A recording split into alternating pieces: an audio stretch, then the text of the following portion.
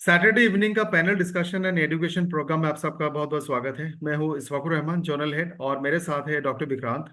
और आप सब लोग जानते हैं इसका टॉपिक है कि ageing related health challenges, it's prevention and remedy. उम्र के साथ साथ, बढ़ती उम्र के साथ साथ जो भी हेल्थ चैलेंजेस आती हैं उसके बारे में बात करेंगे। इसको कैसे रोक सकते हैं और इसका इलाज क्या है। आप सब जानते होंगे कि जो हाल ही में मेडिकल साइंस की डेवलपमेंट हुई है, जो तरक्की मेडिसिन सिस्टम में हुआ है, न्यूट्रिशन सिस्टम में हुआ है, जेनेटिक्स में हुआ है, उससे ये पता चलता है कि जैसे बाकी बीमारियों में न्यूट्रिशन का बहुत बड़ा रोल है, एजिंग से रिलेटेड चैलेंज में भी न्यूट्रिशन का बहुत बड़ा रोल है। तो इन सारी चीज़ों के बारे में हम बहुत सारे बातचीत करेंगे। तो मैं चाहूंगा आप सब लोग मेरा मदद करें एक बार जोरदार तालियों से डॉक्टर विक्रांत सर का स्वागत के लिए।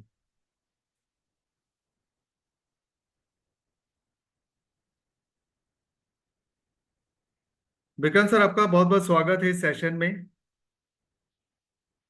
Thank you so much. Thank you so much for inviting me, Isfakur sir. Thank you so much.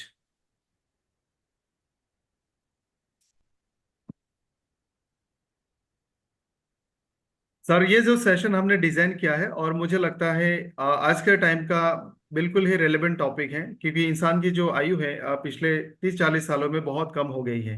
बीमारियां ज्यादा हो गई हैं, लाइफस्टाइल में बहुत सारे चैलेंजेस हैं, और लोग बहुत जल्द बीमार होते हैं, 40-50 के आसपास में बीमार हो जाते हैं।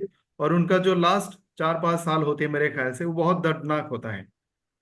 सो I think the topic is absolutely with the current situation. तो सबसे पहले एक कॉमन सा सवाल जो हम सब जानना चाहते हैं कि अकॉर्डिंग टू मेडिकल साइंस या फिर अकॉर्डिंग टू बायोलॉजी, एजिंग या फिर बुढ़ापा क्या होता है। हाँ, आई थिंक जनरली फॉर्म में तो सभी ये बात जानते हैं कि एजिंग क्या होती है। पर सबसे पहले आप सबका आज के इस पैनल डिस्कशन में मुझे इनवाइट करने के लिए सबसे पहले तो थैंक यू बोलूँगा मैं एकेडमी कोऑर्डिनेटर को, और हमारे जितने भी ऑडियंस मुझे सुन रही हैं सबको वेलकम है, नमस्कार है, गुड इवनिंग है। आ, आज का जो टॉपिक है ये बड़ा इंटरेस्टिंग है, और इंटरेस्टिंग इसलिए हो जाता है क्योंकि सबको ये मालूम है कि जो आया है वो जाएगा, और फिर भी हम बचने की कोशिश करते हैं और हेल्दी रहने की कोशिश करते हैं। और इसलिए हम इंसानों को दूसरे एनिमल से अलग बनाया गया है। भगवान ने हमें एक ब्रेन दिया है जिसके पास सोचने की क्षमता है, इमेजिनेशन की पावर है, याद रखने की यानी कि मेमोरी की, एक मेमोराइज करने की कैपेसिटी है, जो कि अलग एनिमल जितने भी डोमेन है कि एनिमल किंगडम है वर्ल्ड वाइड, उसमें ये वाली जो पावर है, ये जो फीचर्स हैं, ये इंसानों के पास ही है। तो इसलिए हम एजिंग से बचने की भी बात कर रहे हैं। और एजिंग क्या होती है सर का जो क्वेश्चन था, तो उसका मतलब ये है कि प्रोग्रेसिवली यदि हम देखें तो साइंस के आधार पे कि हमारे जो फिजियोलॉजिकल प्रोसेस है उसका डिक्लाइन धीरे धीरे धीरे, फिजियोलॉजिकल, फिजियोलॉजी का मतलब है कि आपकी जो सेल है उसका फंक्शन जो है वो धीरे धीरे डिक्लाइन होना, उसको हम एजिंग बोलते हैं। सेलुलर लाइन पे उसके बहुत सारे फैक्टर भी हैं। उसमें जेनेटिक्स अपना रोल प्ले करती है। जेनेटिक्स आपके साथ न्यूट्रिशन के साथ जुड़ी हुई है, जिसको न्यूट्रिजनोमिक्स बोल रहे हैं। यदि मोलिकुलर उसमें फॉर्म में आप देखेंगे, फिजियोलॉजिकल सेलुलर सेंस, सेनेसेंस एक टर्म यूज होती है। इसका मतलब वो सेल डेड पोजीशन पे चली गई। जैसे आपकी बैटरी खत्म हो जाती है ना, एक बार फोन डेड ही हो जाता है यदि आपका चार्जर ना मिले। ऐसे ही हमारी सेल के लिए भी कुछ उसको चार्ज रखने के लिए प्रॉपर न्यूट्रिशन और एक बैलेंस लाइफस्टाइल चाहिए। और धीरे धीरे, तो इसका मतलब एक ही है कि हम इसको एक लिमिट तक ही कंट्रोल कर सकते हैं। ऐसा नहीं है कि आप बिल्कुल कंट्रोल करके कभी इमोर्टल हो जाओगे, ये इम्पॉसिबल है। But we can add some health span, healthy span हमारी लाइफ में, और सम लाइफ स्पेन, ये दोनों को ऐड ऑन कर सकते हैं। हम अपनी टेक केयर करें और चीज़ों को समझ पाएं कि ये फिनोमिना क्या है। और साइंस आज बहुत आगे जा रही है एंटी एजिंग को लेके। इवन लोगों ने क्रीम लगाना स्टार्ट कर दिया है फेस पे एंटी एजिंग का। तो न्यूट्रिशन में तो बहुत आगे जाना, मैं कहता हूँ कि एपिजेनेटिक्स, न्यूट्रिजोनोमिक्स एक बड़ा इमर्जिंग फील्ड है, जिसमें लोग अपनी एज को आज टेस्ट करवा सकते हैं कि उसकी बैटरी कितनी बची हुई है। कहने का मतलब है कि ऐसे बायोमार्कर साइंस ने आइडेंटिफाई कर चुकी है, साइंस ऐसे बायोमार्कर को जो आपकी एजिंग को प्रिडिक्ट कर सकते हैं। जैसे आप अपनी होता है ना कि आपके फोन की बैटरी कितनी बची, कितने घंटे चलेगी, तो आप तभी चार्जर को ढूंढना स्टार्ट करते हो जैसे उसमें रेड साइन आता है 20% 15% के बाद। तो सेम लाइक दैट साइंस ने ऐसे टेस्ट डेवलप कर लिए हैं जो एजिंग को प्रिडिक्ट कर सकता है कि आपकी लाइफ इतनी बची हुई है। यस, मुद्दे पे आते हैं। एजिंग जस्ट फिजियोलॉजिकली डिक्लाइन है, जो हमारी सेल का फंक्शन है उसका डिक्लाइन रेगुलर फॉर्म में लगातार होना, और वो अल्टीमेटली डिजीज और डेथ की तरफ ले जाता है। और सेल ऐसी पोजीशन पे पहुंचती है, उसको सेल सेनेसेंस बोलते हैं, और सेनेसेंस के बाद वो डेथ हो जाती है। Back to you. Thank you sir. हालांकि ये एक बॉडी का नॉर्मल बायोलॉजिकल प्रोसेस है, सबके साथ होना है, फिर भी शायद इसका जो रफ्तार है पिछले कुछ सालों के मुकाबले शायद हम सब भी महसूस करते होंगे कि हमारे दादाजी के दादाजी पुराने लोग 80-90 साल तक तंदुरुस्त थे, लेकिन आज के टाइम में हम पास 50-60 में बूढ़े हो जाते हैं। क्या ये जो बुढ़ापे का रफ्तार है ये तेजी से बढ़ रही है, और अगर ऐसा है तो क्या कारण हो सकता है? देखिए, यदि आप इसको एनर्जी और वाइटलिटी के पॉइंट ऑफ व्यू से देखें तो आज के टाइम पे जो डाटा हैं वो ये बता रहे हैं कि जो पहले की फर्टिलिटी एज होती थी, इवन वुमेन 50 एज तक फर्टाइल थी, यदि आज से 50 साल पहले देखा जाए। और आज इनफर्टिलिटी 35 साल में इनफर्टाइल मिनोपॉजल सिम्टम्स आ रहे हैं, प्री मिनोपॉजल सिम्टम्स 35 साल की एज में, हार्मोन चेंज से लेके पीरियड साइकिल। ये तो मैं वुमेन्स की बात कर रहा हूँ। पैरेलल यदि आप देखेंगे तो मेंस के केस में भी स्पर्म काउंट कम होना, टेस्टोस्टेरोन का डाउन होना, मसल मास का कम हो जाना, एंड अदर जो चीजें हैं हम्म। वो कम होना, वो 35 साल में दिख रहा है। इट मीन्स कि हम बायोलॉजिकली जल्दी एजिंग पे जा रहे हैं एज कंपेयर टू हमारे बर्थडे के उसको देखा जाए तो, यानी कि हम्म। क्रॉनिकल जो एज है और हमारी बायोलॉजिकल एज वो इम्बैलेंस हो गई है। बंदा 35 साल की उम्र में 50 साल का दिख रहा है। इसके पीछे बहुत सारे रीजन हो सकते हैं, एक रीजन नहीं है। पहला रीजन है कि एनवायरमेंट फैक्टर्स को आप देखेंगे, एनवायरमेंट फैक्टर्स में भी मेरा मानना है कि एक्सपोजर जो है, रहमान सर, जी। एयर पोल्यूशन आज देखेंगे तो पार्टिकुलेट मैटर जो है आज जिसको हम पीएम लेवल बोलते हैं, स्क्रीन पे चलता जी। रहता है। Ozone, UV radiation, endocrine disruption chemical भी आ गए हैं जो हमारी प्लास्टिक की बोतल यूज करते हैं। इसके अलावा देखेंगे पेस्टिसाइड, हार्बिसाइड्स, ये एनवायरनमेंट से ऐसे केमिकल आ रहे हैं जो हमारी सेल की सेनेसेंस यानी कि सेल की बैटरी को कमजोर कर रहे हैं, यानी कि फास्ट उसकी डेथ की तरफ लेके जा रहे हैं, उसके फिजियोलॉजिकल प्रोसेस को डाउन कर रहे हैं। इसके अलावा अब ये तो एक्सपोजर इंक्रीज हुआ है यूवी रेडिएशन का, पेस्टिसाइड्स का, केमिकल का, ऐसे केमिकल्स जिसके कारण एंडोक्राइन सिस्टम, थायराइड है, थैलेमस है, हाइपोथैलेमस है, आपका पिट्यूटरी ग्लैंड है, या अदर ग्लैंड जो गोनोइड से लेके जो हमारा एंडोक्राइन सिस्टम है अंदर का, जो बॉडी को ब्रेन से कोऑर्डिनेट करवाता है जी। और हमें एक बेटर फंक्शनिंग हमारी बॉडी की कंट्रोल करता है, उसका एक्सपोजर बढ़ा है केमिकल से। आज के टाइम पे आप देखेंगे न्यूरो डिजनरेटिव डिसऑर्डर हैं, तो मेमोरी से रिलेटेड हैं, नींद ना आना, हार्मोन इनबैलेंस, इनफर्टिलिटी, ये एक्सपोजर बढ़ा है केमिकल का, एनवायरमेंट टॉक्सिन्स हम इनको बोल सकते हैं। इसके अलावा एक चीज घटी भी है, आप देखो बढ़ने के साथ साथ एक घटी भी है। नेचुरल लाइट का एक्सपोजर आप देखेंगे कितना रह गया हमारे लाइफ में। अभी मेरे फेस पे एक आर्टिफिशियल लाइट आ रही है, शायद जितनी आर्टिफिशियल लाइट मेरे फेस पे पड़ रही है इतनी मेरे फेस पे दिन में नेचुरल लाइट नहीं पड़ रही है। इसके साथ साथ फ्रेश एयर का एक्सपोजर कम हुआ है या ज्यादा हुआ है? इवन कम हुआ। लोग दिवाली के टाइम पे ऐसी जगह जाना पसंद करते हैं जहाँ पोल्यूशन नहीं है, इतना ज्यादा पोल्यूशन आप देखेंगे यहाँ दिल्ली एनसीआर के एरिया में तो बिल्कुल चोक हो रखा है। सो फ्रेश एयर का एक्सपोजर, नेचुरल लाइट का एक्सपोजर और क्लीन वाटर, तो और तीनों के तीनों कौन से सोर्स से आ रहे थे? नेचर से आ रहे थे। ऐसे। सो नेचर का जो एक्सपोजर है वो कम हुआ है, केमिकल का एक्सपोजर ज्यादा हुआ है। तो ये एक बहुत बड़ा फैक्टर है जो हमें फास्ट एजिंग की तरफ लेके जा रहा है। राइट। इसके अलावा आप देखेंगे सेडेंट्री लाइफस्टाइल, फिजिकल एक्टिविटी में हमारा एक्सपोजर कम हुआ है, हम्म। बेड पे रहने की एक्टिविटी पे या ज्यादा। सीटिंग चेयर सिंड्रोम पे हम ज्यादा हो गए हैं। यानी कि हमारा जो है स्क्रीन टाइम तो इंक्रीज हो गया, अभी भी स्क्रीन पे बैठे हैं, थोड़ी देर के राइट। बाद फिर देखेंगे फेसबुक पे क्या स्क्रीन शॉट डालना है। मैं ये नहीं कह रहा कि एक्टिविटी, बट ये हमारा लाइफस्टाइल बन चुका है। ट्रू। स्क्रीन टाइम, स्क्रीन का जो एक्सपोजर वो ज्यादा है, फिजिकल एक्टिविटी कम।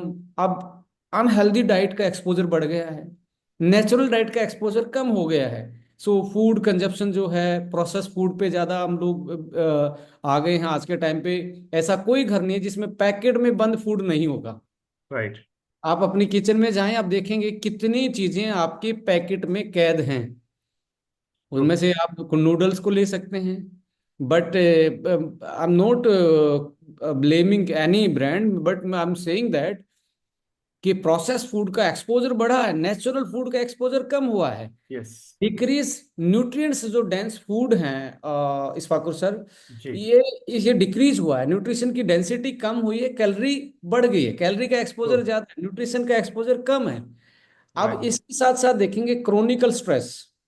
पहले वर्क स्ट्रेस था, और फिजिकल वर्क स्ट्रेस आज भी आपको एंटी एजिंग इफेक्ट देता है यदि आप एक्सरसाइज करते हैं। But mentally stress, increase working hours, hmm. Physical नहीं मेंटल वर्किंग आवर्स बढ़े हैं लोगों के।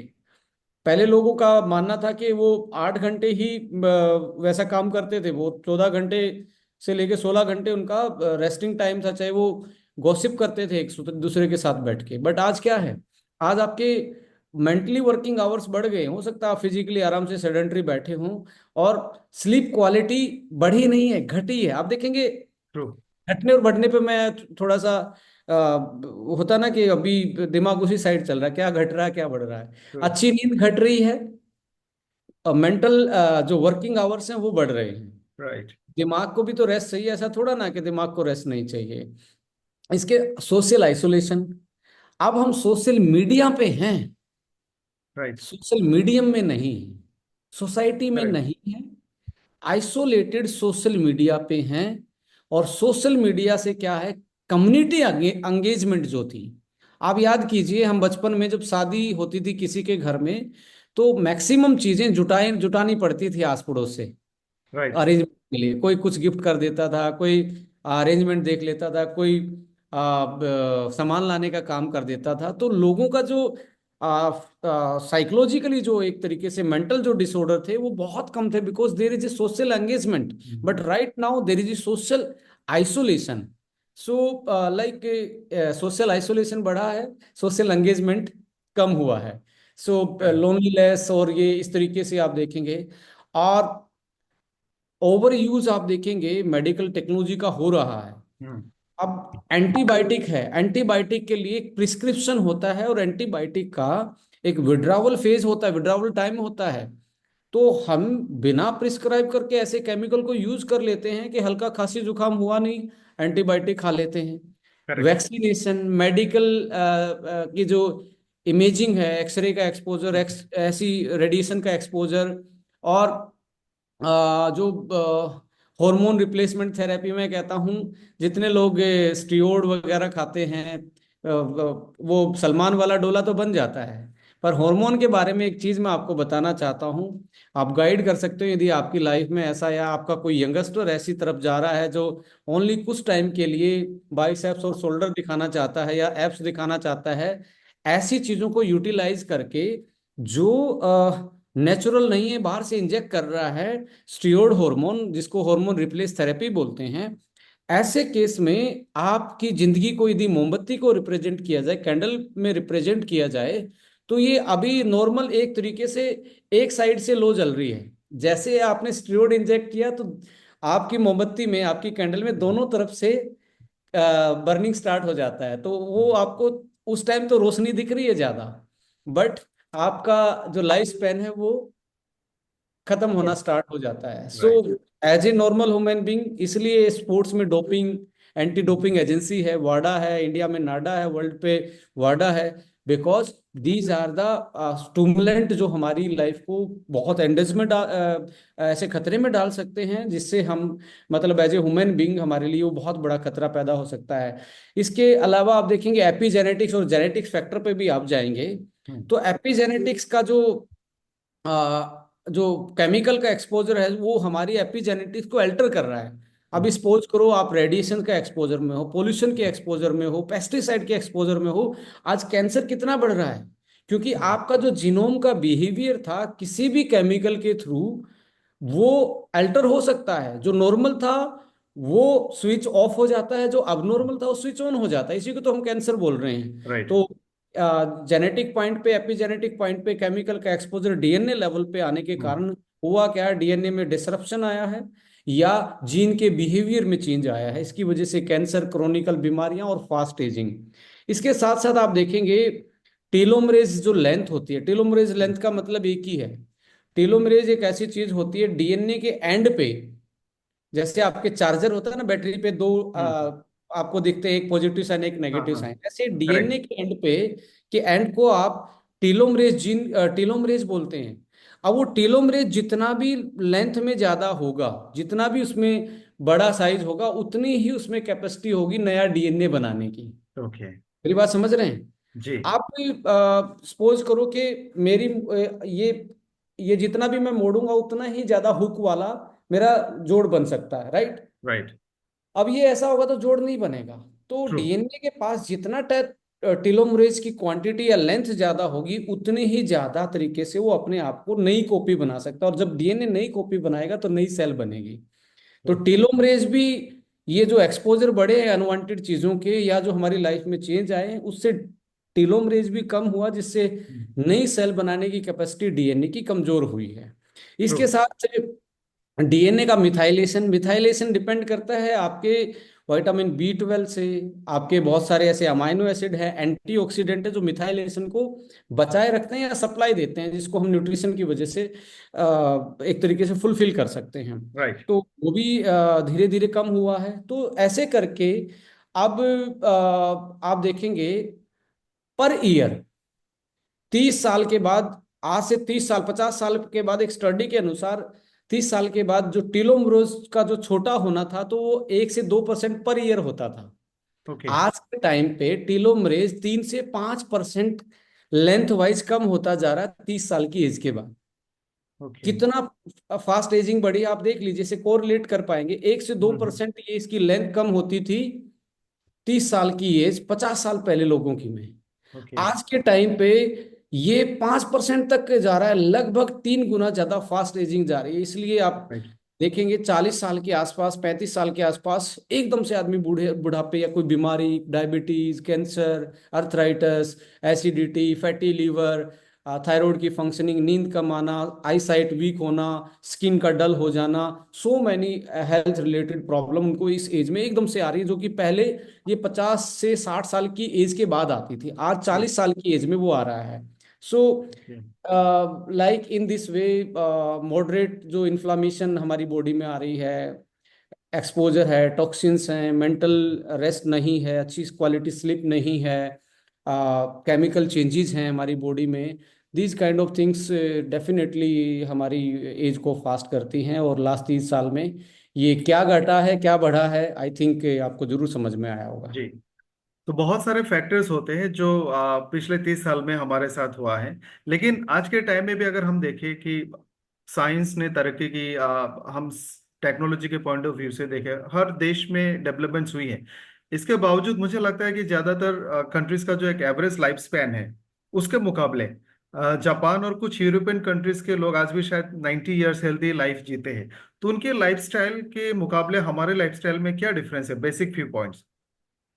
देखिए जापान का जो आज भी लाइफस्टाइल है वो टेक्नोलॉजी में वो मॉडरेट है, बट जीने में वो बड़े ट्रेडिशनल वे से जीते हैं। तो जापान में जो भी ब्लू स्पेयर जो एरिया माना जाता है, जहाँ पे 90 बियॉन्ड उनकी एक लाइफ एक्सपेक्टेंसी मानी जाती है, एवरेज 90 साल जीते हैं, उन पे स्टडी की गई कि वो कोई हार्डकोर जिम में जाके एक्सरसाइज नहीं कर रहे हैं हम्म। कि जिम में जाके वो 100 साल जी रहे हैं। नो, उनके उनके वहां पे कोई जिम विम से वो उनकी लाइफ नहीं बढ़ रही है। ओके। वो बेसिकली उनका जो मूवमेंट है, मूवमेंट इन द सेंस आपकी बॉडी का मूवमेंट ज्यादा है, चाहे हम्म। वो आपके जॉइंट्स लेवल पे हो या आपकी क्या बोलते हैं, एक लोकेशन से दूसरी लोकेशन, चाहे वो फूड की तलाश में या अपने कैटल के साथ या अपनी खेती के कामों में, यानी कि उनका एक्सरसाइज को पर्टिकुलरली एक्सरसाइज मेडिटेशन से नहीं कर रहे हैं, वो अपने डोमेस्टिक कामों को ही डेली कर रहे हैं अपने हाथों से।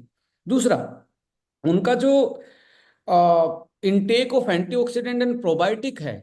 हम्म।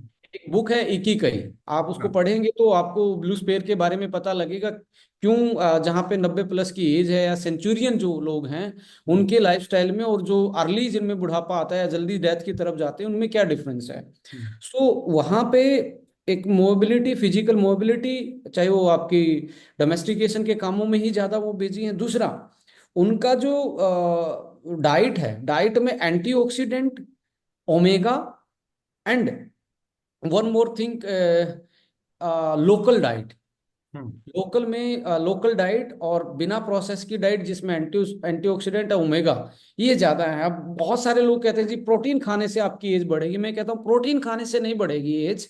प्रोटीन खाने से आपका मसल मास और आपका बॉडी का कंपोजिशन जो है, सेल वर्सेस जो फैट है, वो बैलेंस रह सकता है। बट आपकी लाइफ को बढ़ाने के लिए माइक्रो न्यूट्रिएंट्स में के साथ साथ प्रोबायोटिक और एंटीऑक्सीडेंट, वो हम्म। दो ऐसे फैक्टर हैं जो कि आपकी लाइफ को, हेल्थ स्पेन को भी, हेल्दी लाइफ को भी, और लॉन्ग स्पेन को भी, लंबी आयु को भी हम्म। बढ़ाने में हेल्प करते हैं, जो कि ब्लू स्पेयर में ये साइंटिफिक स्टडी करने के बाद पता लगा। सो इसलिए कहने का मतलब है नेचुरल रिसोर्सेज से हम्म। एक्सपोजर ज़्यादा रहना, उसी टाइप की डाइट उसी एरिया में रहना, और पर्टिकुलरली सोशल उनका जो बिहेवियर है, आज भी वो शाम को एक सोसाइटी में रहना पसंद करते हैं वाह। और ज़्यादा टॉक्सिन्स के एक्सपोजर में नहीं है, इसलिए वहाँ पे आज आप देखेंगे इंडिया में भी एक ऐसा ब्लू स्पेयर है। यदि आपको कभी हो सकता है JNK या हिमाचल से कोई लोग हैं, तो वहाँ पे वो कोरिलेट करेंगे। हम्म। ले के ऊपर भी एक कम्युनिटी रहती है, आर्यंस ओके। बोला जाता है, उनकी भी एज इतनी ही है, 90 साल के आसपास। बहुत लंबे, एक ऐसी ट्राइब्स मिलती है, वो बहुत लंबे हम्म। कद के और बहुत एक तरीके से अच्छी डिजीज फ्री वाली लाइफ।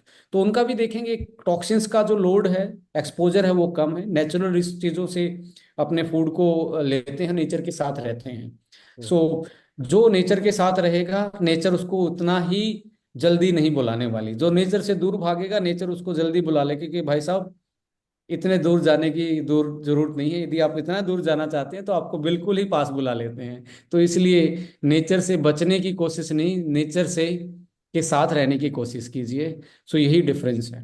ओके।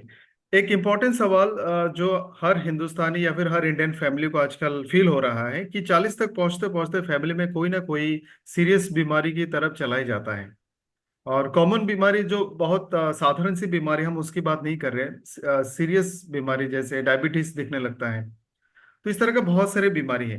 तो आज के टाइम की अगर हम बात करें या फिर आने वाले 10 सालों की बात करें, तो जिस हिसाब से पैटर्न हो रही है, तो 40-50 के आसपास में कौन कौन सी बीमारियां हो रही या फिर ज्यादा होने की संभावनाएं है लोगों को? देखिए इस्फाकुर सर, ये बहुत अच्छा क्वेश्चन है कि 40 साल की एज में ही क्यों। और इसी पे ही आज साइंस ऑफ लॉन्जेविटी काम करिए। 40 में ऐसा होता क्या है कि भगवान तो श्राप नहीं दे रहा कि 40 के बाद ही बुढ़ापा आ जाएगा। राइट। ऐसा हो क्या रहा 40 में ही, ऐसा क्यों होता है, ये भी हम जरूर डिस्कस करेंगे। बट जितने भी हमारे लिसनर हैं इस मीटिंग में बैठे हुए हैं, वो जरूर नोट करें। अपना एक कॉपी पेन है तो नोट करके देखें क्या आपके साथ ऐसा हो रहा है, तो आप अभी पता लगा सकते हो आपकी बॉडी में क्या चल रहा है। राइट।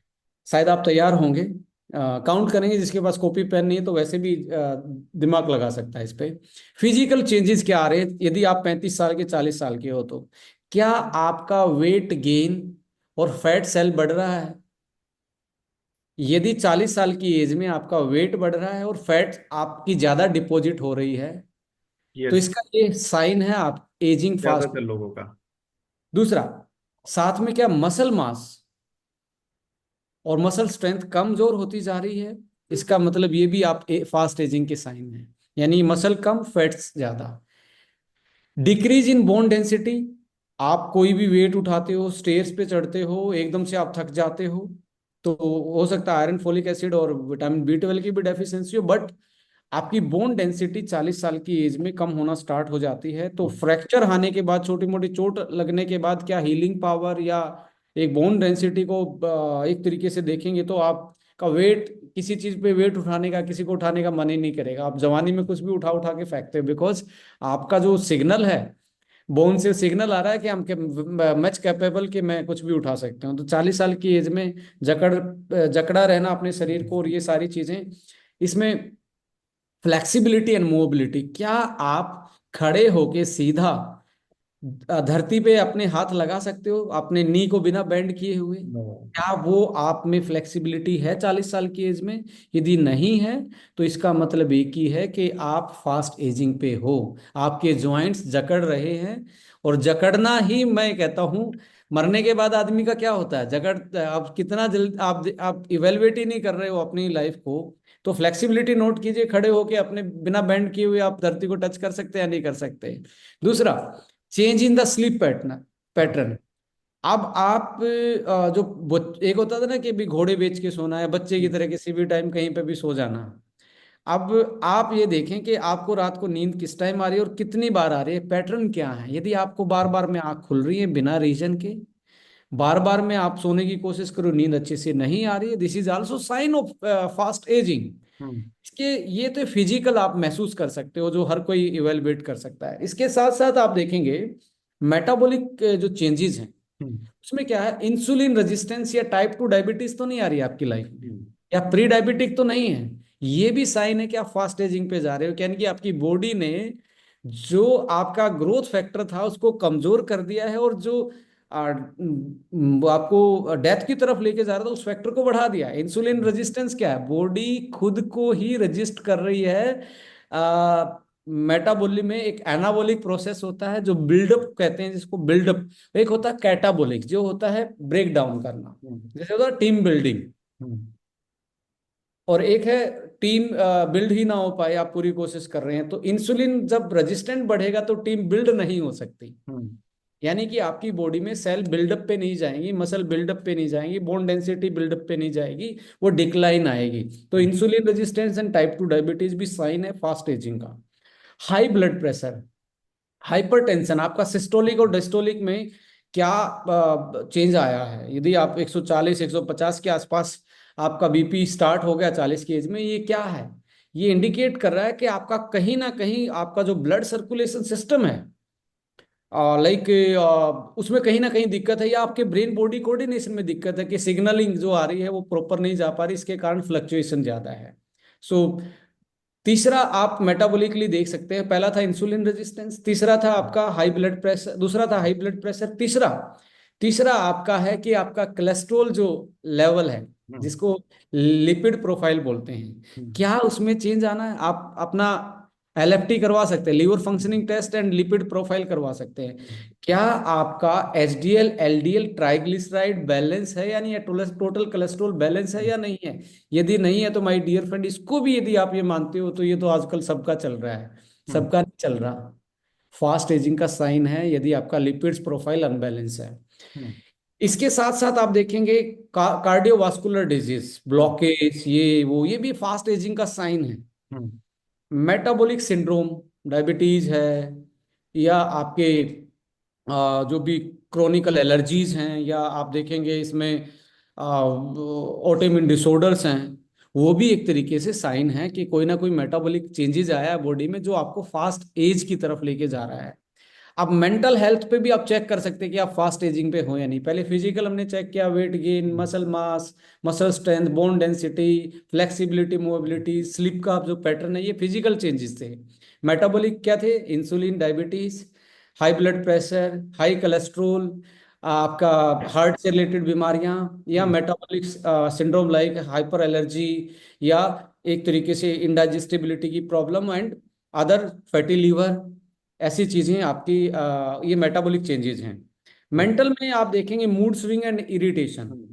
कॉमन। यदि मूड स्विंग बार बार में हो रहे हैं, बिना रीजन के हो रहे हैं, देखो आपको कोई चिढ़ाएगा तो कुछ टाइम के लिए तो आपका वो काउंटर करंट मैकेनिज्म है, उसको नहीं मैं बोल रहा, बट आप अकेले बैठे हैं आपके मूड स्विंग हो रहे हैं, आपको कोल्ड स्वेटिंग हो रही है बार बार में, हम्म। एनेक्साइटी, डिप्रेशन, इरिटेबिलिटी, कॉग्निटिव डिक्लाइन। अभी ये बात करना स्टार्ट करे, अरे अभी अभी क्या बोल रहा था मैं, याद दिलाना, अभी क्या बोल रहा था मैं। हम्म। आप पे वर्कलोड रहे बिना भी आप ये पूछना स्टार्ट कर देते हैं, अभी मैं क्या बोल रहा था, अरे मैं क्या सोच रहा था। This hmm. Is also sign of cognitive decline, the hmm. Fast ageing. ये भी एक फास्ट एजिंग का साइन है। मिडल एज क्राइसिस, 35 साल की एज में आज के टाइम पे डिवोर्स के केसेस सबसे ज्यादा है।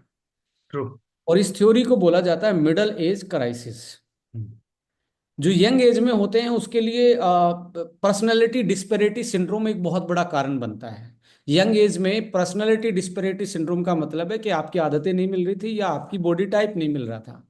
तो इसलिए पहले के जो हमारे अरेंज मैरिज वाला जो सिस्टम था उसमें कहते थे खानदान को मिलाएंगे, बच्चों को देखेंगे, पूरी जोड़ी मिलाएंगे। जोड़ी मिलाने का मतलब ये था कि पर्सनैलिटी डिस्पेरिटी सिंड्रोम को मिनिमाइज करना था।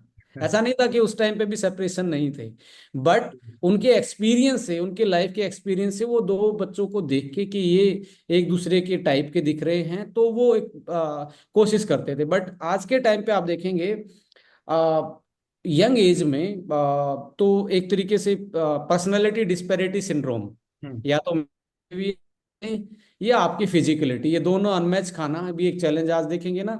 अभी अभी एक स्टडी आई थी कि ज्यादा ओबेसिटी वाले के केस में ज्यादा डिवोर्स होते हैं। हम्म। अब इसमें आदमी क्या करेगा, मोटापा एक अपने आप में फैक्टर है। तो सेम हम्म। लाइक दैट हमारे जो मिडल एज क्राइसिस हैं उसमें हार्मोन का डिक्लाइन होना, हम्म। जो फिजिकल सेटिस्फेक्शन है जो एक आदमी को अपने एक पर्सनल रिलेशन में चाहिए, वहां पे वो लाइफ अच्छे से कंडक्ट ना कर पाना, हम्म। ये एक बहुत बड़ा चैलेंज बन रहा है। ये भी इसका यानी कि आपकी वाइटलिटी 35 साल की एज में डिक्लाइन पे है।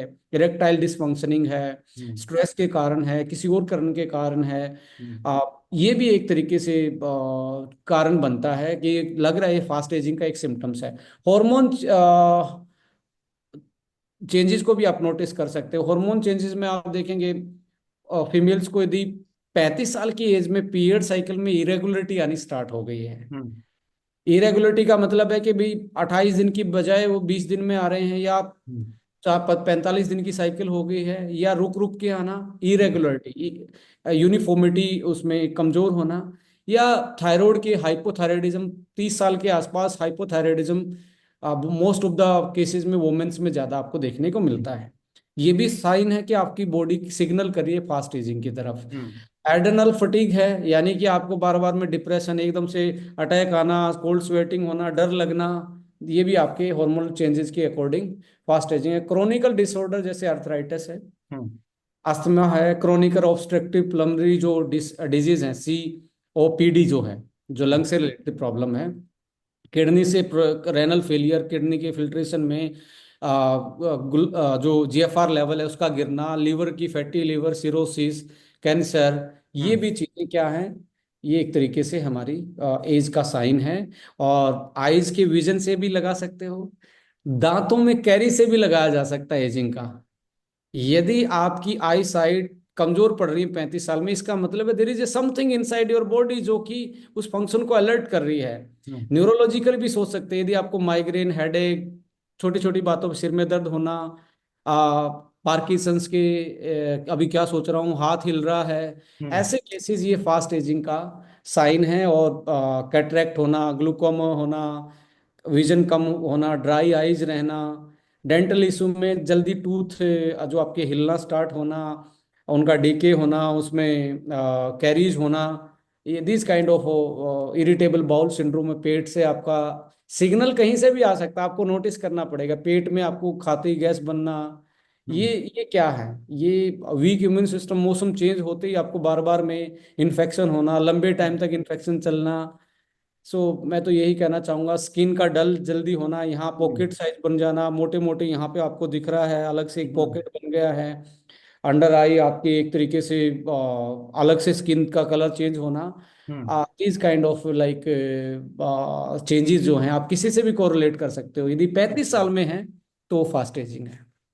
मैं नहीं कह रहा कि 50 साल की एज के बाद या 60 साल की एज के बाद नहीं आते, ये आते थे, बट अब अर्ली आ रहे हैं तो ये फास्ट हम्म। एजिंग। ऑलमोस्ट हमने सारे साइंस सिम्टम और रीजनिंग हमने पता कर लिया। अब सबसे इम्पोर्टेंट होता है कि इसका प्रिवेंशन और सोल्यूशन क्या है, और उसका भी शायद दो हिस्सों में लोगों को या फिर हम सबको समझना चाहिए, जो 40 के पहले हैं, बिफोर 40, और आफ्टर 40। तो ऐसा कौन सा न्यूट्रिशन है, कौन सा प्रोडक्ट है जिसको हम रेगुलर बेसिस पे हम यूज करें कि एजिंग की साइन को भी डिले कर पाए, और साथ में जो 40 के आसपास में बीमारियां आती हैं उसको भी कंट्रोल कर पाए। सबसे इंपॉर्टेंट विटामिन एन है यहाँ पे। विटामिन एन का मतलब है नो। विटामिन नो, आपको नो बोलना आना चाहिए 40 साल की एज तक। ओके। आपका मन नहीं है खाने का, आप जस्ट रिलेशन मेंटेन करने के लिए मत खाइए, आपको नो बोलना आना चाहिए। हम्म। आपका कोई ज्यादा फ्रेंड ये बोलता है कि यार 2 पैग लगाने पड़ेंगे, आपका मन नहीं है तो नहीं करना चाहिए। 40 एक ऐसी एज है, एक ऐसा डाइवर्जन है फिजियोलॉजिकल, ऐसा ट्रांजिशन फेज है, आपको यहाँ पे नो बोलना पड़ेगा अपनी लाइफ को लेके। तो सबसे इंपॉर्टेंट है कि आपका विटामिन एन जो है वो पक्का होना चाहिए। यदि उसमें आपने समझौता किया तो आप फास्ट एजिंग पे जाएंगे। सो विटामिन एन बहुत इंपॉर्टेंट है। विटामिन एन के बाद आता है quality and quantity. Hmm. Quality sleep and quality food hmm. And the portion size. कि आपका जो खाना है वो आपको न्यूट्रिशन का डेंस लेना है। कैलोरी की ज्यादा जरूरत नहीं है 40 साल की एज में। हम्म। आपको, आपकी एज ग्रोइंग नहीं है, मेंटेनिंग फेज है। मेंटेनिंग फेज में आपको ज्यादा कैलोरी नहीं लेनी है। ज्यादा कैलोरी लेंगे तो आपका ऑक्सीडेटिव स्ट्रेस जो है, डीएनए को डैमेज पहुंचाने वाली चीजें हैं, हम्म। वो जल्दी एक्टिवेट हो जाएंगी। और ये माना जाता है बॉडी में जितनी भूख रहेगी, फिजियोलॉजिकल जो भूख नहीं लगने से पहले आप खा रहे हो, तो आप अपनी बॉडी के एंटी एजिंग नेचुरल फैक्टर को एक्टिवेट नहीं कर रहे हो। हम्म। रिसेंटली साइंस ने स्यूटिनेंस नाम के, जिसको SR2 जीन्स बोलते हैं, वो एंटी एजिंग जीन को आइडेंटिफाई किया। हम्म। वो जीन क्या करता है, वो सेल को सिग्नल देता है। हम्म। अब वो सेल को सिग्नल देता है जब सेल के सामने स्टारवेशन हो, हम्म। न्यूट्रिशन कम आ रहा हो, कैलोरी कम आ रही हो, उस टाइम पे कुछ चीजों को ऑफ कर देता है। ऑफ कर देता है तो एक तरीके से स्लो एजिंग हम्म। स्लो होनी स्टार्ट हो जाती है। बट इसको एक्टिवेट करने के लिए आपको न्यूट्रिशन पूरा करना पड़ेगा। आपको सारे वाइटामिन मिनरल्स प्रोटीन, ये आपको ओमेगा, ये आपको देखना पड़ेगा। अब ओमेगा कहाँ बचा है? ना तो कोई घी खा रहा है, ना कोई फैट खा रहा है। खा रहा है तो फ्राई करके खा रहा है। तो ओमेगा तो बस नाम का बचा हुआ है, या सप्लीमेंट में बचा हुआ, डाइट में तो नहीं बचा हुआ। ट्रू। सो हम डाइट आज देखेंगे ओमेगा की कितनी बड़ी मार्केट होती जा रही है। ट्रू। और cognitive decline, Alzheimer, Parkinson, depression, memory की प्रॉब्लम, एंडोक्राइन सिस्टम की problem, constipation, irregular bowel syndrome, ये आप अच्छी फैट नहीं खा रहे तभी तो आपको कॉन्स्टिपेशन। मैं कह रहा हूँ कॉन्स्टिपेशन वाले बंदे को यदि आपने फाइबर थोड़ा सा बढ़ा दिया और दिन में उसको नेचुरल फैट खिलाना स्टार्ट कर दिया, ऑयल खिलाना स्टार्ट कर दिया, जो कच्ची घानी ऑयल है, जो हम्म। भी आपके कोल्ड प्रेस ऑयल है, तो कॉन्स्टिपेशन हो ही नहीं सकता। हम्म। सो बट हमने अब अच्छी फैट लेना स्टार्ट छोड़ ही दिया है। Almost true. 80% अच्छी फैट गायब है हमारी बॉडी से। तो व्हाट हैपन कि हम, हमारा जो सेल का एनलप है, जो मेम्ब्रेन है, उसके लेवल पे भी हमारा, इवन सेल को ये मानते हैं कि ये सेल है, ब्लड आरबीसी भी सेल है। हम्म। अब वो आरबीसी कम होगी तो आपको सांस चढ़ेंगे ही। सांस चढ़ेंगे तो धीरे धीरे ऑक्सीडेटिव स्ट्रेस बढ़ेगी, हम्म। आपका एक्सरसाइज करने का मन नहीं करेगा, मसल डिक्लाइन करेगा, फैट सेल बढ़ जाएगा। हम्म। सो आपको थोड़ा सा ये सोचना पड़ेगा कि आपके प्रिवेंटिव मेजर में सबसे ज्यादा regular exercise, balance diet, calorie कम, न्यूट्रिशन ज्यादा, स्ट्रेस मैनेजमेंट के लिए सोशल आइसोलेशन की वजह से, social media isolation and social engagement, कोई क्रिकेट, कोई बैडमिंटन, कोई गॉसिप, आप एक शाम को जरूर करें, क्योंकि ढलते सूरज के बाद आपको 1 घंटा आपको सोसाइटी के साथ बैलेंस होना पड़ेगा। हम्म। रेगुलर हेल्थ चेकअप भी बहुत इंपॉर्टेंट है। आप प्रिडिक्ट नहीं कर सकते, और इंडिया में ये बड़ा प्रॉब्लम है। आपको, आप डर जाते हो कभी कोई बीमारी ना निकल आए। मैं कहता हूँ डरना नहीं है। बीमारी निकलने पे ऑलमोस्ट सारी बीमारियों का कुछ ना कुछ आज इलाज है, पहले नहीं होता था। तो आपको राइट। रेगुलर हेल्थ चेकअप करवाना चाहिए 40 साल की एज में। इवन आपके वाइटल पैरामीटर का करवाना चाहिए, LFT, KFT, लिपिड्स हम्म। प्रोफाइल, CBC, ये तो बेसिक है। और इतने महंगे नहीं है कि हम साल में 2 बार ना करवा पाए। बट क्या होता है यार, कोई डॉक्टर ने कुछ निकल गया तो डॉक्टर पता नहीं क्या कर देगा। डॉक्टर कुछ नहीं करने वाला, आपको राइट डॉक्टर की जरूरत है। हम्म। जरूरी नहीं आप ऐसे डॉक्टर के पास जाएं। आज आपके पास डाइटिशियन है, आज आपके पास ट्रेनर हैं, योगा ट्रेनर हैं, अल्टरनेटिव मेथड हैं आज आपके पास, केमिकल से बच के भी आप अपनी जिंदगी को बेटर कर सकते हैं। इसके साथ साथ आप देखेंगे जो स्लीप की जो हैबिट्स हैं वो मेंटेन करनी पड़ेंगी। अभी 40 साल की एज में आपको स्लीप हैबिट्स मेंटेन रखा। आप अभी बार बार आप रात को अपने स्लीप साइकिल को अनबैलेंस नहीं कर सकते 40 साल की एज में। तो ये बहुत जरूरी है कि 10 बजे सोना, तो 10 बजे आप अपना पैटर्न को मेंटेन करना स्टार्ट करें। तो राइट। यहाँ विटामिन एन का बहुत बड़ा रोल हो जाता है, तो आपको मना करना पड़ेगा कि आपको कितने बजे के बाद आपको एन विटामिन एन को लागू करना है लाइफ में। So right. Healthy sleep, balance diet, regular exercise, stress management, जो सोशल आइसोलेशन है उसको आप सोशल एंगेजमेंट में, और कुछ 40 साल की एज में अभी रिसेंटली 10 साल से एक जो जो हम एंटी एजिंग जीन है वो एक तरीके से डाउन डिक्लाइन करना स्टार्ट कर जाते हैं 40 साल की एज में। और ये पता लगाया गया साइंस के द्वारा कि हमारी इस जीन को एनर्जी चाहिए, उसके लिए एक मॉलिक्यूल है, that is NMN. Hmm. NMN एक ऐसा मॉलिक्यूल है जो इस सर्टिनिन जीन्स को एक्टिवेट रखता है, और ये एक्टिवेट रहेगा तो ये आपकी जिंदगी का साइकिल जल्दी से बुझने नहीं देता है। हम्म। इसको एनएमएन भी एक्टिवेट रखता है। और यदि आप फास्टिंग रख सकते हो, फास्टिंग रखने से फायदा क्या है, जो डेड सेल है फास्टिंग उनको निकाल देती है। ऑटोफेजी हम बोलते हैं उसको। ऑटोफेजी का मतलब है 36 घंटे खाली पेट रहने पे ऑलमोस्ट आप कुछ 0.001% अपनी जिंदगी में हेल्थ स्पैन में इजाफा कर सकते हो हर फास्टिंग के साथ। तो वाह। फास्टिंग है, एक्सरसाइज है, और एनएमएन सप्लीमेंट है। हम्म। यदि आप रेगुलरली 6 महीने एनएमएन को यूज करते हैं और अपनी फिर फिजियोलॉजिकली आप इस अपनी एज को मॉनिटर करवाते हो, डायग्नोस करवाते हो, तो आपका लीवर का फंक्शन, हार्ट का फंक्शन, स्किन की हेल्थ है, और जो कग्निशन, जो अलर्टनेस, जो ना माइंड की शार्पनेस जो है, या हार्ट, कोलेस्ट्रोल, ये सारी चीजें धीरे धीरे वापस से आपकी दोबारा से नॉर्मलाइज स्टेट में आना स्टार्ट हो जाएंगी। बट अकेला एनएमएन से काम नहीं चलेगा। एनएमएन के साथ दबा के शाम को आप सोडा मिला के ले रहे हो, ज्यादा कोल्ड ड्रिंक पी रहे हो, या आप शुगर ज्यादा खा रहे हो, सेडेंट्री लाइफ जी रहे हो, NMN will support you. But अकेला वो ऑप्शन नहीं है, you have to modify your lifestyle, and vitamin N with NMN, that is combination में बोलना चाहूंगा। और यहाँ पे जो यंग फ्यूल जो प्रोडक्ट आ रहा है वो अकेला एनएमएन नहीं है, उसके साथ एंटीऑक्सीडेंट है, ओमेगा है। ये पहली बार है कि हम हेल्दी फैट नहीं खा पा रहे, तो एएलए, सीएलए,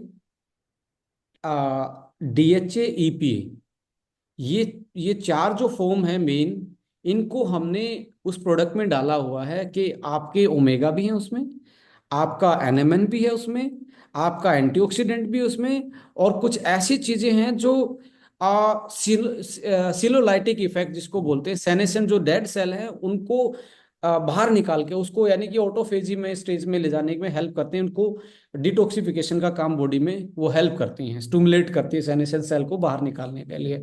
तो एक ऐसा प्रोडक्ट, उसकी हम डेप्थ में अभी लॉन्चिंग, प्री लॉन्चिंग फेज में है वो। जैसे ही आएगा उसकी डेप्थ में ट्रेनिंग जरूर करेंगे, इसका क्या कैसे मैकेनिज्म, क्या इसके साथ खाना है, क्या नहीं खाना है, कैसे हम मॉडिफाई कर सकते हैं। बट आज जो सिम्टम्स हमने बताए हैं, यदि आपको लगता है कि वो सिम्टम्स आ रहे हैं, तो आपको जरूर अलर्टनेस रखनी चाहिए अपनी लाइफ में। और वो है, यदि वो उस ट्रिगर को नहीं समझ पा रहे हैं, तो एक दिन वो आपको सही से ट्रिगर करने वाला है। सो यही मैं बोलना चाहूँगा, be a social, don't be isolate, exposure chemical की बजाय नेचर का करो, नेचुरल चीज़ों की तरफ जाएं, रेगुलर एक्सरसाइज करो, अच्छी डाइट लो, अच्छी sleep low. That is the you can say the preventive measures for the healthy ageing and the healthy life span. Thank you so much. हमने बहुत सारी चीज़ों के बारे में डिस्कशन किया, और प्रोडक्ट्स में हम लोगों ने in short omega fatty acid की बात करें तो हम क्रिल की बात कर रहे थे, और एनएमएन की बात करें तो हम लोग यंग फ्यूल के बारे में बात कर रहे थे। तो सर कुछ ऐसे चैलेंजेस भी आती है 40 के आसपास में, हार्ट की डिजीज शुरू हो जाती है, जॉइंट्स प्रॉब्लम की शुरू हो जाती है, मेंटल प्रॉब्लम शुरू होती है, जबकि हमारे पास ये प्रोडक्ट्स है, लेकिन लोगों ने इसको बेसिकली बीमार होने के बाद देना शुरू किया। तो किस एज में, एजिंग को देखते हुए, पैटर्न ऑफ द डिजीज को देखते हुए, ये दो तीन प्रोडक्ट किस एज में शुरू करना सही रहेगा? देखिए, ये सिम्टम्स यदि आपको 30 साल में आ रहे हैं तो आपके लिए वो प्रोडक्ट हो सकता है।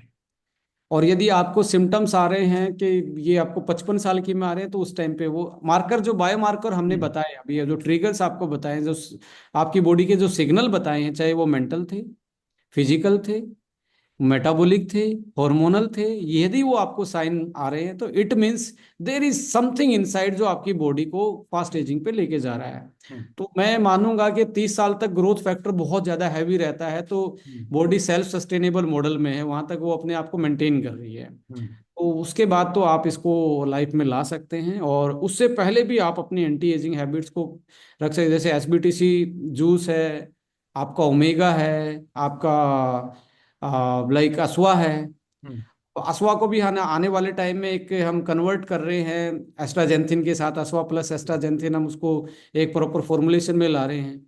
सो इस टाइप की चीज़ें आपको लेनी चाहिए, मल्टीविटामिन है, प्रोटीन है, ये एंटी एजिंग में हेल्प कर रहे हैं आपकी। बट पर्टिकुलर जो एपिजेनेटिक से रिलेटेड एंटी एजिंग है, जिसको आप जल्दी से बैलेंस नहीं कर सकते, उसके लिए यंग जो फ्यूल है, दैट इज एपिजेनेटिक्स न्यूट्रिजेनोमिक्स का एक बहुत अच्छा एग्जाम्पल है आज के टाइम पे मार्केट में, हम्म। जो कि मुझे लगता है एक बहुत रिवोल्यूशनरी, एक साइंस का इवोल्ड जिसको कहते हैं, इवोल्ड प्रोडक्ट होने वाला है। एक होता है रिवोल्यूशन, एक होता है इवोल्यूशन। इवोल्यूशन का मतलब है चीजें फर्दर धीरे धीरे धीरे डेवलप होनी।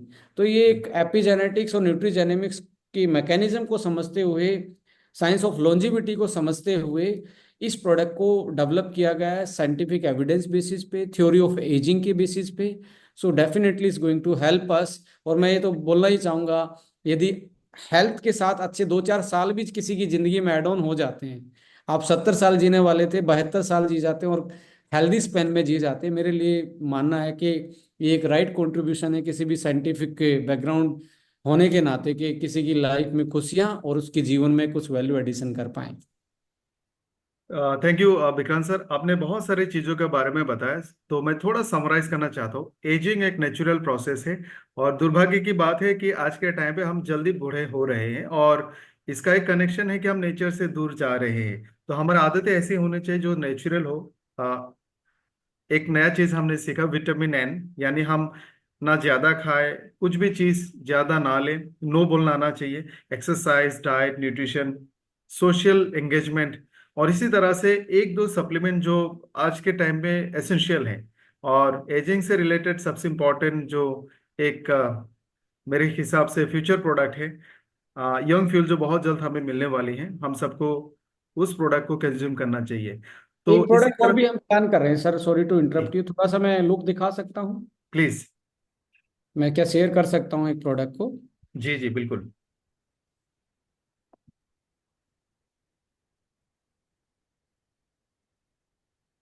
अभी हमने एक सीरीज और हम लेके आने वाले हैं, बट अभी सीरीज को तो मैं डिस्कस नहीं कर रहा, एक प्रोडक्ट को मैं आपके सामने दिखा रहा हूँ। आई थिंक आप इस प्रोडक्ट को देख पा रहे हैं, इस पाकुर जी देख पा रहे हैं आप? Yes sir, flex ALA, flaxseed oil, 1000 milligram. Alpha alpha linoleic acid 1000 mg। और फर्स्ट टाइम इसको ग्रीन टी का जो ऑयल होता है, ग्रीन टी का जो लिपिड एक्सट्रैक्ट होता है, जो उसके एंटी एजिंग और एंटीऑक्सीडेंट फैक्टर के साथ इसमें एड ऑन किया जा रहा है, ग्रीन टी ऑयल एक्सट्रैक्ट, जो ऑयल के साथ लेके आ रहे हैं। और इसमें एक नया, उसको क्यों किया जा रहा है ये आने वाले टाइम में बताएंगे। और यही हमारी विशेषताएं हैं कि हम कुछ ना कुछ एक नया लेके आते हैं मार्केट में, नया फॉर्मुलेशन लेके आते हैं। ग्रीन टी के साथ ये एक्सट्रैक्ट फ्लेक्सीड आ रहा है, और साथ में इसमें Q10 और विटामिन K2 और विटामिन D3 आप जरूर देखेंगे, जो कि इस प्रोडक्ट को एक स्पेशल और खास मार्केट में बनाता है। सो एक सीरीज हम लेके आ रहे हैं, that is single molecule series है, उसको हम लेके आने वाले हैं। जैसे Q10 है, जी। आपका ट्रांसलिट्रोल है, विटामिन D3 और K2 का कॉम्बिनेशन है, विटामिन B12 है, बायोटीन है, जिनके एक मार्केट है अपने आप में। सो ऐसे प्रोडक्ट की एक सीरीज, हम सिंपल सीरीज लेके आने वाले हैं, जिसको हम A100 के नाम से हम प्लान कर रहे हैं। सो डेफिनेटली वो is going to be help us to maintain our health and to maintain our balance in between nutrition and our diet. Great. तो तमाम एस्ट्रोनी वन फैमिली मेंबर्स को बहुत बहुत मुबारक हो। इस तरह के बहुत सारे शानदार प्रोडक्ट्स हमारे सीरीज में ऐड ऑन होने वाली है। तो दोस्तों समर में ये कहना चाहता था कि अभी से अगर हम लोग एजिंग को रोकने की कोशिश करते हैं, इसके बारे में सोचते हैं, तो शायद हम एक हेल्दी और लंबा जिंदगी हम अपने लिए बना सकते हैं। साथ में ही सोसाइटी में अच्छा मैसेज भी दे सकते हैं, लोगों को मदद भी कर सकते हैं। तो बहुत बहुत शुक्रिया डॉक्टर विक्रांत सर, इतने सारे इंफॉर्मेशन साइंटिफिक तरीके से, जनरल तरीके से, न्यूट्रिशन से कनेक्टेड हम सबके साथ शेयर करने के लिए। आई एम श्योर हमारे सारे डिस्ट्रीब्यूटर्स लीडरशिप को बहुत फायदा हुआ होगा। थैंक खासकर you so much for inviting me and listening me so cool and काम से। और डेफिनेटली कोशिश की जाती है कि जो आप लोग टॉपिक सजेस्ट करते हो, तो मैं भी अपना किताबें विताबें पुरानी खोलने का मौका मिल जाता है साइंस की। तो डेफिनेटली कोशिश यही रहेगी कि आप लोगों को लेमन लैंग्वेज में ही समझाई जाए साइंस, और कैसे हम हेल्दी और हैप्पी रह पाएँ अपनी ज़िंदगी में, हेल्थ और वेल्थ को मेंटेन रख पाएँ। Thank you. जी। इसी तरह से हम लोग फिर मिलेंगे किसी एक इस तरह के इम्पोर्टेंट टॉपिक के साथ। एवरी सैटरडे आप लोग बने रहना। आई रिपीट कि फ्राइडे को डेडिकेटेड फीमेल के लिए सेशन होते हैं, सैटरडे को इस तरह का साइंटिफिक, कभी कभी हम बिजनेस रिलेटेड सेशन भी करते हैं, डायरेक्ट सेलिंग के एस्पेक्ट्स के बारे में बात करते हैं। एवरी संडे आपको एक ओपन बिजनेस और कंपनी के प्रोफाइल का प्रेजेंटेशन मिलता है। ट्यूसडे को my H be in depth scientific session मिलते हैं। सो बने रहे हमारे साथ, हर सेशन में आए। इस तरह का नॉलेज जो आज के टाइम पे बहुत जरूरी है हम सबके लिए। So once again I want to thank सारे डिस्ट्रीब्यूटर्स को, specially doctor Vikrant sir. Thank you so much. जय Hind. Thank you so much and good night everyone.